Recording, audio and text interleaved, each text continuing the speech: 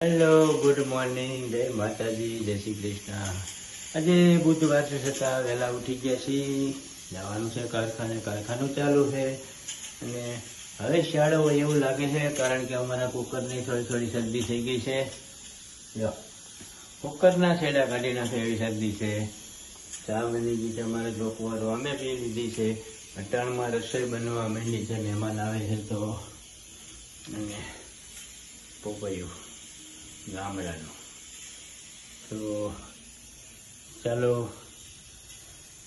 ઠંડી બહુ છે, આજે આળસ થાય છે કારખાને જવાની, અને જવું પડશે।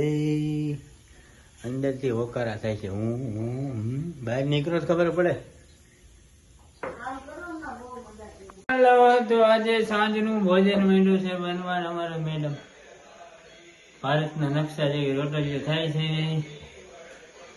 જો આજે છે જમવામાં રોટલી છે, કાચો ઓરો છે, ખજૂર છે, છાશ છે, ભૂંગળા છે, બટકા વગેરે। બપોર મહેમાને રોટલી વધારી હતી,